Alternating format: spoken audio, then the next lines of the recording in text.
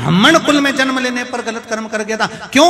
चाहता तो संवार सकता था, पर अपने कर्म को नहीं संवार पाया। महाराज, ब्राह्मण का कर्म केवल ये नहीं है कि वो कर्म कांड करे या वेद पुराण शास्त्र पढ़े। ब्राह्मण का कर्म एक और है कि किसी के अगर बुरे समय में भी आकर खड़ा हो जाए, किसी के तकलीफ में आकर खड़ा हो जाए, किसी के दर्द को बांट ले, किसी के दुख को बांट ले, किसी के कष्ट को बांट ले और किसी की तकलीफ को अपनी तकलीफ मानकर उसका सहयोग प्रदान कर दे, वो भी ब्राह्मण होता है साहब। हाँ, उसका भी तत्व ब्राह्मण होता है। और ये केवल ब्राह्मण तत्व के लिए नहीं, सबके लिए कहा गया। आप दूसरे के दुख में अगर शामिल हो तो समझ लो कि आप ब्राह्मण तत्व में ही।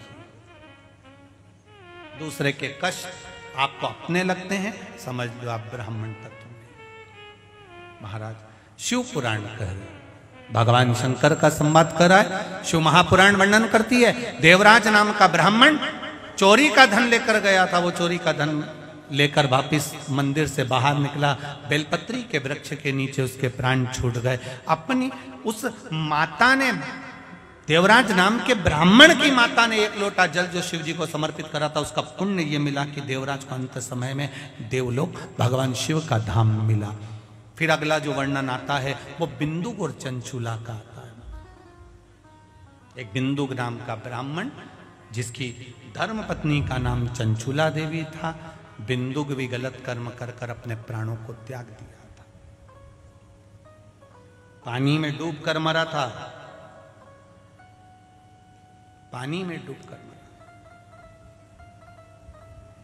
सर्प के डसे से मरा हुआ, स्त्री के हाथ से मरा हुआ और जल में डूब कर मरे हुए व्यक्ति का उसका मोक्ष नहीं है महाराज,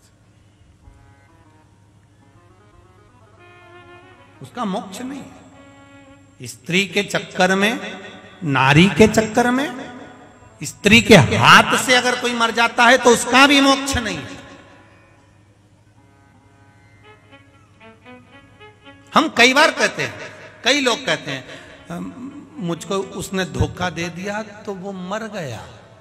हम काय को मरे? स्त्री के चक्कर में, नारी के हाथ से, नारी के द्वारा अगर मरा है तो मोक्ष नहीं।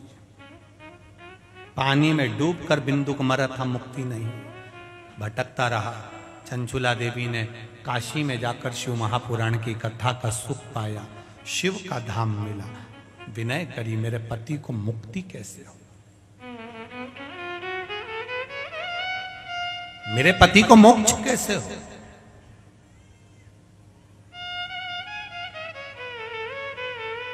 विनय करा, निवेदन करा।